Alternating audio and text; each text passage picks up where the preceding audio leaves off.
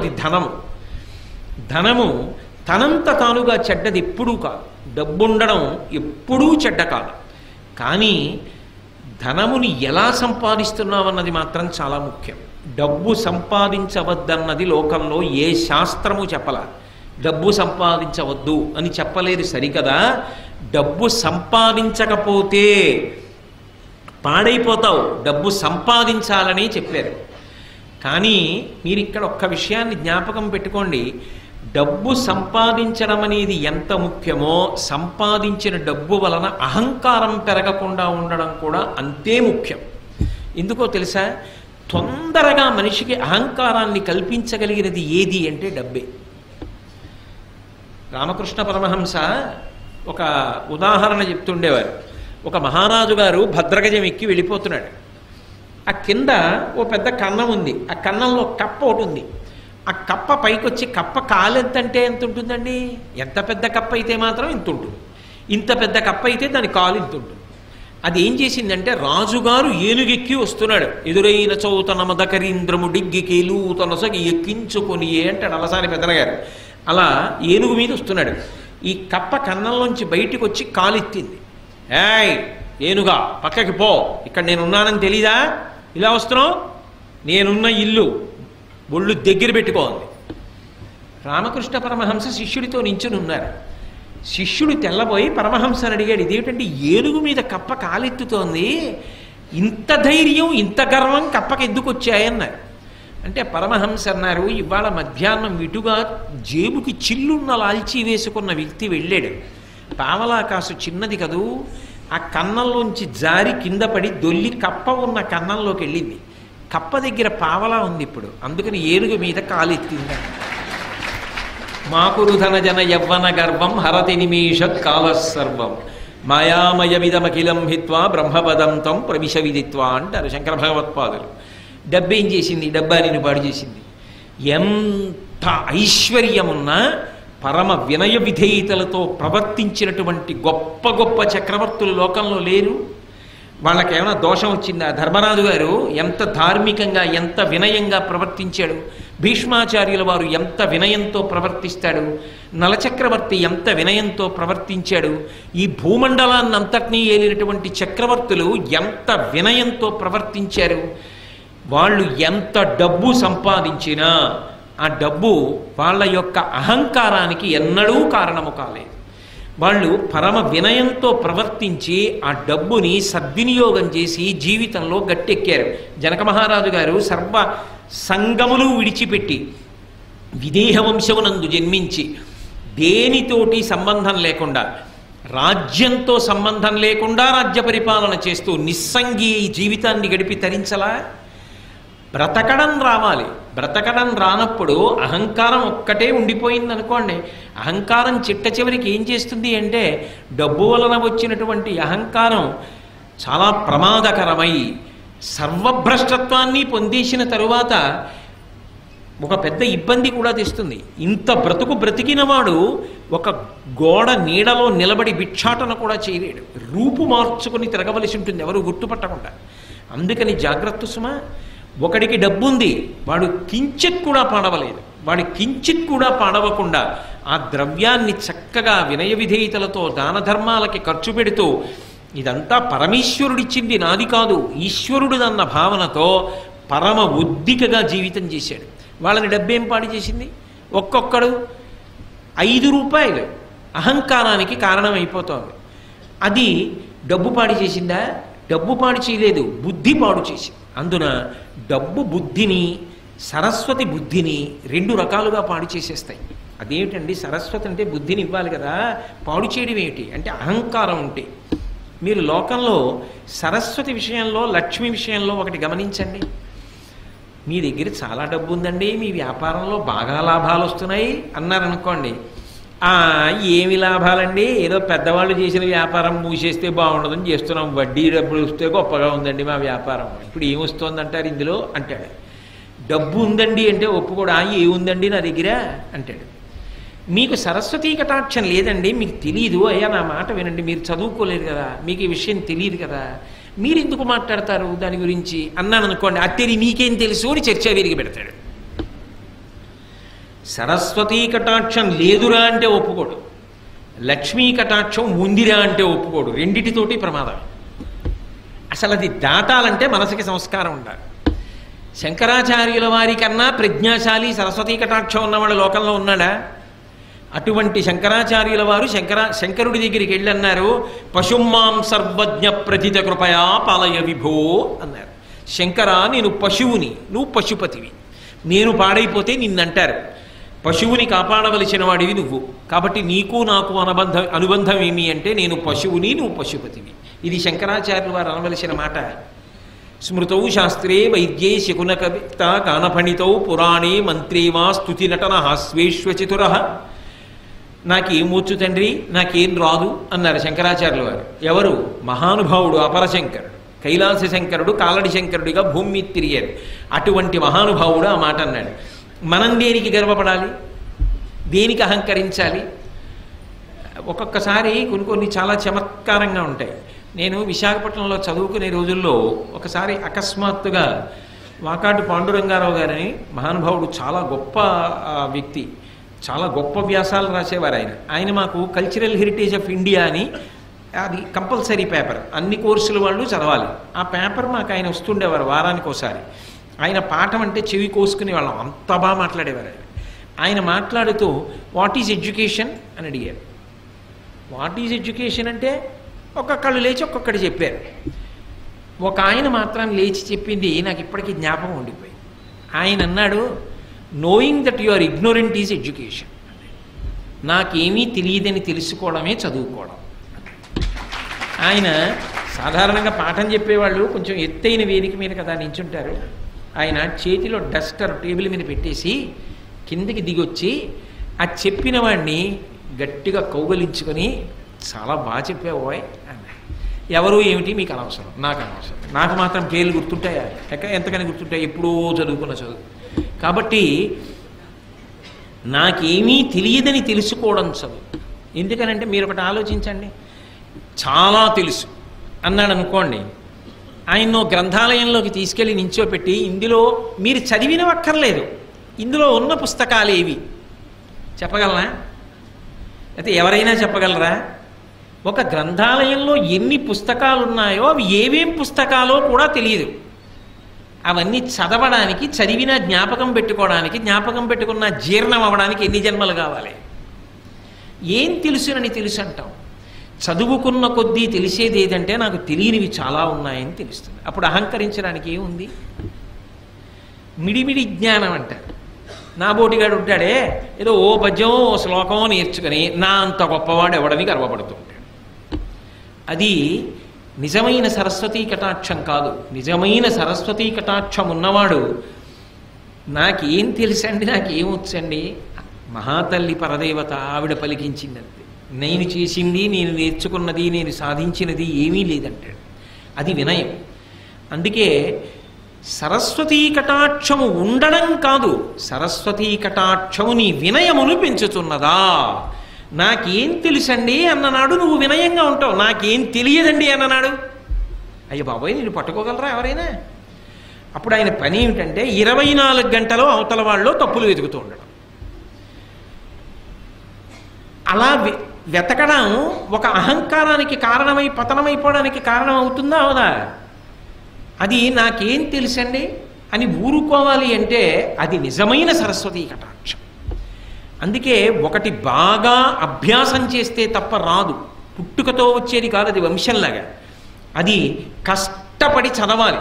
ఆయన బాగా చదువుకున్నవారు, ఎన్నో తెలుసున్నవారు అన్న పేరున్న నువ్వు త్రికరణ శుద్ధిగా, నోటి మాటగా కాదు, నేనేం చదువుకున్నానండి, నేనేం నేర్చుకున్నానండి, మహానుభావులు ఎంతమంది ఉన్నారు, వాళ్ళతో పోలిస్తే నా జీవితం ఏం గొప్పది అనగలగాలంటే నీకు ఎంతో వినయం ఉండాలి. అంత వినయం ఉంటే తప్ప నువ్వు ఆ మాట అనలేవు. అది ఉత్తముడికి గౌరవాన్ని పెంచింది, నడవడిని ఇంకా ఇంకా వృద్ధిలోకి తెచ్చింది. అదే సరిగ్గా వాడుకోవడం రాకపోతే అదే సరస్వతీ కటాక్షం అహంకారానికి పనికొచ్చి సర్వనాశనం అవడానికి పనికొచ్చింది. చదువుకోవడం కాదు, చదువు కన్నా సంస్కారము గొప్పది. ఆ సంస్కారము మనసులో బాగా ఏర్పడే ప్రయత్నం చేసుకో. అందుకే పూర్వం చదువుతో పాటుగా సంస్కారం నేర్పేవారు, నీతిశాస్త్రం నేర్పేవారు, నీతిశాస్త్రంలో 4 శ్లోకాలు నేర్పేవారు, చక్కగా 4 మంచి మాటలు చెప్పేవారు. వారానికి ఒక్కసారైనా నీతి అని ఒక ప్రత్యేకంగా ఒక తరగతి ఉండేది, అందులో మంచి మాటలు చెప్పేవారు. దాంతో శీల వైభవాన్ని ఊంచుకునేవాడు. లేకపోతే ఏమైపోతుంది, ఈ చదువే రేపొద్దున్న నీ అధికార స్థానాన్ని నిర్ణయించేస్తుంది. ఒక 10వ తరగతి చదువుకున్నవాడు ఒక స్థానంలో ఉంటాడు, పట్టభద్రుడైన వాడు ఒక స్థానంలో ఉంటాడు, ఐఏఎస్ చదువుకున్నవాడు ఒక స్థానంలో ఉంటాడు, గొప్ప వైద్యం చదువుకున్నవాడు గొప్ప వైద్య నిపుణుడై వైద్యుడిగా ఉంటాడు, సాంకేతిక రంగంలో పురోభివృద్ధి చెందినవాడు ఆనకట్ట కట్టడానికి ఎడతాడు. నువ్వు ఏం చదువుకున్నావన్నది కాదు, నువ్వు చదువుకున్న దానివల్ల నువ్వు ఉన్నతమైన స్థానమునకు వెడతావు. ఉన్నతమైన స్థానములో ఉన్నవాడు ఉన్నతంగా నిలబడి సమాజపు విలువలను నిలబెట్టగలిగిన వాడు అయి ఉండాలి. ఆ స్థానమే ఎలకలా కన్నాలు పెట్టడానికి పనికొస్తే ఇక నీ వలన సమాజమునకు విలువ ఏం కలుగుతుంది? అప్పుడు భద్రం పోలా. సర్వే వేదవిద శూరాః సర్వే లోకహితే రతాః సర్వే జ్ఞానోపసంపన్నాః సర్వే సముదితా గుణైః అంటారు రామాయణం బాలకాండలో. ఎంత చదువుకున్నావో, ఎంత పెద్ద స్థానంలో ఉన్నావో అంతగా లోకము యొక్క హితము గురించి కూడా ఆలోచించగలిగిన పెద్ద మనసు ఉండాలి. అది లేకపోతే ఇదంతా నా అభివృద్ధికే పనికి రావాలి అన్న భావన నిలబడిపోయిందనుకోండి, అది ఏమవుతుందంటే స్వార్థమునకు మాత్రమే పనికొస్తుంది. అప్పుడు దాని వలన సమాజము భ్రష్టమైపోతుంది. అలా కాకుండా ఉండాలి అంటే నీ సరస్వతీ కటాక్షము కానీ, నీ లక్ష్మీ కటాక్షము కానీ, నీ వంశము కానీ ఏదైనా సరే నిన్ను వృద్ధిలోకి తీసుకురావడానికి పనికొచ్చేదై ఉండాలి. ఇందులో యువతల వారికి తెలియడం అన్న మాట ఉండదు సుమండి. యువతలవాడు ఎప్పుడూ కూడా నువ్వు ఎంత ఎదిగావో, నిజంగా అలా ఉన్నావో అలా లేవో తెలుసుకోవడం సాధ్యం కాదు. ఎందుకని అంటే మీరు ఒక్కటి గమనించండి, స్థానము ఎంత ఉన్నతమైతే యువతల వారు ఆయన దగ్గర ఉండే అవకాశం అంత తగ్గిపోతుంటుంది. అప్పుడు మీరు ఎలా లెక్క కట్టగలరు? తనకి తాను పరిశీలించుకోవాలి. ఏది పరిశీలించాలంటే దంభమున ఎందు ప్రవేశించినదా, ఇది చాలా చాలా అవసరం. నేను నోటి మాటగా ఈ మాటలు చెప్తున్నానా, నిజంగా నాకు ఆ వినయ సంపద ఉన్నదా? నిజంగా నేను పెద్దల పేరెత్తేటప్పటికి గౌరవంగా మాట్లాడగలనా? గౌరవంగా నోటితో మాట్లాడడం కాదు, నిజంగా నేను ఆ గౌరవాన్ని చూపించగలనా? నేను నాకన్నా సరస్వతీ కటాక్షం ఉన్న వాళ్ళకి గౌరవం ఇచ్చి నాకేం తెలుసని నిలబడగలనా? నాకున్న డబ్బు నాది కాదు గొప్ప, నేను సంపాదించగలిగిన ప్రజ్ఞ అయితే ఇలా లోకంలో ఎందరో సంపాదిద్దరు. యద్రూభంగా ప్రమాణం స్థిరచరరచనా తారతమ్యే మురారేః వేదాంతాః తత్వచింతాంబరభిదురసి యత్పాదచిహ్నైత్తరంతి భోగోపోద్ఘాతకైలీచులికిత భగవత్వైశ్యరూప్యానుభావ సానశ్రీః అస్పృణీతాం అమృతలహరిధీలంఘనీయైః అపాంగైః అంటారు పరాశర భట్టర్లు శ్రీగుణరత్నకోశంలో. గత జన్మలలో చేసినటువంటి పాపపుణ్యములను బట్టి పుర్రె మీద రాసేటప్పుడు లక్ష్మీదేవి బ్రహ్మగారి తల్లి కనుక, సృష్టికర్త యొక్క తల్లి కనుక, అమ్మ గత జన్మలో వీడు ఫలానా పేరుతో ఉన్నవాడమ్మా అంటే ఆవిడ ఓ వాడా లోకహితము కొరకు ప్రవర్తించిన వాడని కనుబొమ్మ పైకెత్తిందనుకోండి, ఓ అని ఇలా కనుబొమ్మ పైకెత్తితే యద్భ్రూభంగా ప్రమాణం, ఆవిడ కనుబొమ్మ పైకెత్తితే ఈ జన్మలో వాడు మహదైశ్వర్యవంతుడు అవుతున్నాడు. యవ్వని వాకిట ఇభమద పంకంబు రజభూషణ రజో రజినడగు అంటుంది ద్రౌపదీదేవి భారతంలోనే. ధర్మరాజు గారి ఐశ్వర్యం ఎటువంటిది అంటే ఆయన దర్శనం చెయ్యడానికి లోపలికి వెళ్ళేటటువంటి చక్రవర్తులు ఒకరినొకరు తోసుకుంటే వాళ్ళు భుజాలకి పెట్టుకున్న వజ్రములు వైఢూర్యములతో కూడుకున్న ఆభరణములు ఒరుసుకున్నప్పుడు వాటి యొక్క నుషి కింద పడి గాలికి పైకి రేగుతుంటే ఆయన అంతఃపురం ముందు కట్టబడినటువంటి మదగజముల యొక్క చెవుల పక్కనున్న కన్నములలోంచి కారిన మదజలముల చేత ఈ రేగుతున్న వజ్ర వైఢూర్యముల ధూళి అణచబడుతుండేదిట. అంతటి ఐశ్వర్యవంతుడయా ధర్మరాజు అంటే ఏమిటి తేలిగ్గా మాట్లాడుతున్నావు? అయితే ధర్మరాజు పాడవడానికి పనికొచ్చింది ఐశ్వర్యం? పనికి రాలేదుగా. ఎంత ఐశ్వర్యం ఉంటే ధర్మరాజు గారు ఉలికులికి పడ్డాడు? ఏం ఉలికి పడలేదుగా. లేని నాడు బెంగెట్టుకున్నాడా? మీరు విన్నారుగా వ్యాసుల వారి గురించి చెప్పినప్పుడు తీసుకెళ్ళి మళ్ళీ హిమవత్ పర్వతం మీద ఉన్న ఐశ్వర్య నిధులను ఇచ్చాడు. ఇస్తే దాచుకున్నాడా? అశ్వమేధయాగం చేసి అందరికీ పంచిపెట్టేశాడు. అందుకే ఆ లోపల ఉండవలసినటువంటి సంస్కార బలము ఉండకపోతే దంభముగా పరిణమించిందనుకోండి, అది చాలా ప్రమాదహేతు, ఎదుటివాడు కూడా పట్టుకోలేడు. ఎందుకని అంటే చాలా మంచివాడిలా కనపడుతూ ఉంటాడు పైకి. ఎలా తెలుసుకుంటారండి? సాధారణంగా వేషాన్ని చూస్తే చాలా మంచివాడు అనే అనుకుంటారు కదా. ఒక కొంగ ఉందనుకోండి, ఓ సరోవరం పక్కన నించుంటుంది, ఒంటికాలు మీద నించుంటుంది, కళ్ళు మూసుకుంటుంది, సాధారణంగా తెల్లగా ఉంటుంది. కొంగ జపం అంటారు. అందుకే చూసిన వాళ్ళు ఏమనుకుంటారు, అబ్బా ఈ కొంగ ఏదో పెద్ద మార్పు వచ్చేసింది, లోపల జీవుడెవరో ఆ సరోవరంలో స్నానం చేసి ఇంత తెల్లవారకట్ట దాని ఒడ్డున నించుని ఇంత చలిలో అలా కళ్ళు మూసుకొని అలా జపం చేస్తోందే కదలకుండా అనుకుంటాం. అది నిజానికి చంపుటములను ముందుకు చాపి ఇలా చూసుకుంటూ ఉంటుంది. చేప నీళ్లలోంచి ఇలా వచ్చిందనుకోండి, చటుక్కున తిరిగి చంపుటములతో చేపని పట్టుకుని పైకి ఎగిరిపోయి తినేస్తుంది. నిలబడింది ఒంటికాల మీద, ఒళ్ళంతా తెలుపు, చూస్తే శుద్ధ సత్వస్వరూపంతో ఉన్నట్టుంది, లోపల ఏ చేపని పట్టుకుందామని ఆలోచన. దంభము అంటారు. పైకి కనపడినట్టు లోపల లేడు. ఎంత రంగు పట్టుబట్ట కట్టి ఎంత గొప్పగా విభూతి పుండ్రాలు ఒళ్ళంతా పెట్టుకుని ఎంతంత వేషాలు కట్టినా నీ లోపల బుద్ధులు మాననప్పుడు దంభం కాదు. లోపల బుద్ధి పోలేదు. పైన శరీరానికి ఎన్ని అలంకారాలు చేస్తే పుట్ట మీద కొడితే పాము చచ్చిందా? లోపల కొట్టాలి. గొరుగు చుందురు జుత్తు కొన్ని వందల సార్లు దాని పాపమేమో కానరాదు, అఖిల పాపములకు నిలయమైన మనసు గొరగడేమి మానవుండు అన్నాడు ఒక ఆధునిక కవి. అలా లోపల మార్పు రాకుండా దంభంతో ఉండి పైకి ఎంతో మంచివాళ్ళ నటిస్తూ పోతే అమాయకులైన వాళ్ళు, పెద్దలైన వాళ్ళు మంచివాడు అనుకున్నారేమో, కానీ వాళ్ళు మోసపోతే వాళ్ళకు వచ్చిన నష్టమే ఉంది అనుకున్నారేమో పాపం, అంతే, అంతవరకే. కానీ మోసపుచ్చిన దోషం కూడా నీకు రావట్లా, పాడైపోవట్లా. కాబట్టి నిన్ను నువ్వు నిరంతర పరిశీలనం చేసుకుంటూ ఉండాలి. ఉత్తమ వంశంలో పుట్టావు, వంశమునకు కళంకం రాకూడదని ప్రవర్తించాడు, ఏమీ పాడవడు. ఉత్తమ వంశంలో పుట్టా, అహంకారానికి కారణమైంది, తాను పాడవడు, ముందు పుట్టిన వాళ్ళు కూడా పాడైపోతారు. సరస్వతీ కటాక్షం ఉన్నది, ఏమీ పాడవడు. ఆ సరస్వతీ కటాక్షం 10 మంది హితానికి పనికొచ్చిందనుకోండి, ఆవు గడ్డి తిని పాలిచ్చినట్టు తాను కష్టపడి చదువుకున్న శాస్త్రాన్ని 10 మందికి ఉదారంగా పంచిపెట్టేశాడనుకోండి, తాను శాశ్వతమైన కీర్తిని పొందుతాడు. నాకేం తెలుసు అని వినయంతో బ్రతికాడు అనుకోండి, భగవంతుని యొక్క అనుగ్రహానికి పాత్రుడవుతాడు. ఏదో కొంత తెలుసుకుని నాకన్నా తెలుసున్నవాడు లేడు అని అహంకారానికి పోయాడు అనుకోండి, 24 గంటలు చదువుకున్న చదువు అవతలవాడి యొక్క తప్పు పట్టడానికి పనికొచ్చింది. పనికొస్తే ఇప్పుడు ఆ చదువు స్వార్థంతో నిండిపోయింది. ఏదో ఒకటి ప్రతిఫలం లేకపోతే ఆయన చదువుకున్న చదువు వల్ల సమాజానికి ఉపయోగం ఉండదు. అప్పుడు ఏమవుతుంది, చాలా గొప్ప పడగ నాగుపాముది, దాని మీద మణి ఉంది. నాగుపాం పడగ మీద ఉన్న మణి ఎవరికైనా ఉపయోగపడుతుందా? వెళ్ళి తీసుకోగలరా? ఆయన ఎంత చదువు ఉంటే మాత్రం ఎవరికి ఉపయోగపడుతుంది? అవతల వాళ్ళలో తప్పులు ఎంచడానికి పనికొస్తుంది, ఇంకొకరిని చిన్నబుచ్చడానికి పనికొస్తుంది. అలా ఉండకూడదు కదా. చదువు అవతల వారు ఎంత చిన్నవాడైనా గౌరవించడానికి పనికి రావాలి. చాలా బాగా చెప్పావోయ్, చాలా బాగా మాట్లాడేవోయ్ అని పిల్లల్ని కూడా ప్రోత్సహించగలగాలి. శ్రీభాష్యం అప్పలాచార్య స్వామి వారు ఎవరైనా రామకథ చెప్తుంటే చెప్పబోయ్, రామాయణం ఎంతకాలం బ్రతికుంటుందో అంతకాలం మనుష్యత్వం బ్రతికుంటుంది నాయన అనేవారు. అంతేగాని నీకేం తెలుసు రామాయణం, నువ్వేం చెప్తావు రామాయణం అనలేదే. అందుకు మహానుభావుడు ఇప్పటికీ కూడా స్మరింపబడుతున్నారు ఆయన. సరస్వతీ కటాక్షం నీకు వినయమిచ్చిన నాడు ఏమి నిన్ను పాడు చేయదు, ఇంకా వృద్ధిలోకి వస్తావు. అహంకారం ఇచ్చిన నాడు పతనమైపోతావు. లక్ష్మీ కటాక్షము నీకు జన్మతః ఉండని, మధ్యలో కలిసి రాని, న్యాయార్జితంగా నీకు కలిసి వచ్చింది, అది నిన్నేం పాడు చేయదు.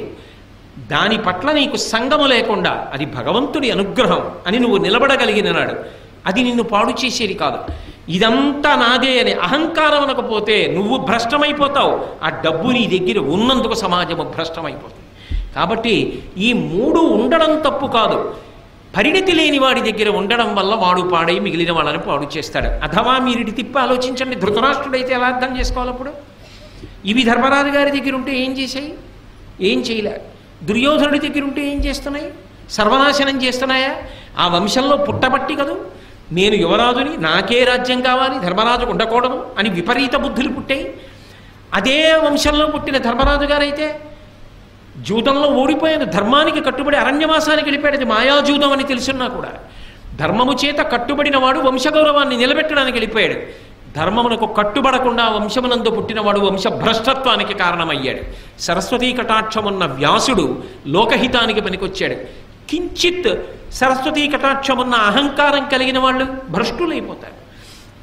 అర్జునుడి కన్నా ఏ విలువిద్య తెలుసని, నాకు నా దగ్గర విలువిద్యుంది, నా దగ్గర విలువిద్యుంది, అర్జునుడిని మట్టు పెట్టేస్తానని బయలుదేరిన కర్ణుడి చివరికి దుర్యోధనుని కూడా నాశనం చేసేశాడు కదా. ధనము అంతే కదా. కాబట్టి ఉండడం తప్పు కాదు, నీ మనసుకి పరిణితి లేకుండా అవి నీ దగ్గర ఉంటే పాడు చేస్తాయి. పరిణితి ఉంటే ఈ మూడు నిన్ను ఉద్ధరణ వైపుకి తీసుకెడతాయి. ఇది బాగా జ్ఞాపకం పెట్టుకోవలసిన విషయం సుమా. కాబట్టి నీకు ఇవి కలిగిన అహంకారమును పొందవద్దు. అవి నీ ఆరోగ్యవంతమైన భయమునకు కారణమై నువ్వు మరింత బాగా బ్రతకడానికి హేతువులు కావాలి. కాబట్టి ధనమును, విద్యయు, వంశంబును దుర్మతలకు మదం బొనరించును, సజ్జనులైన వారి కడకొవయును వినయము ఇవియ తెచ్చు ఉర్వీనాథ. ఇవే ఒకడికి వినయాన్ని తెచ్చేయి, ఒకడికి అహంకారాన్ని తెచ్చేయి. బాగా అర్థం చేసుకో, నీ మనసుని శుద్ధి చేసుకో. కాబట్టి ఇవాళ అథవా విదురుడు మాట్లాడినటువంటి ఈ 2 పద్యాల్లోనూ కూడా మన మనసుని చాలా సంస్కారవంతంగా ఉంచుకోకపోతే వచ్చే ప్రమాదం, 1 ప్రేమ కలిగిన వారి మాట వినడం, 2 మనకి కలిగిన దానివల్ల పాడైపోకుండా మనని మనం నిలబెట్టుకోవడానికి మనశ్శుద్ధిని ప్రయత్నపూర్వకంగా నిలబెట్టుకోవడం, ఈ రెండిటిని ప్రస్తావన చేశాడు. ఇది దేశకాలములతో సంబంధం లేకుండా ఎప్పుడైనా ఎక్కడైనా సరే జీవితంలో జ్ఞాపకం పెట్టుకుని వృద్ధిలోకి రావలసినటువంటి హితవాక్యములు. అంత గొప్ప విషయాలు చెప్పాడు.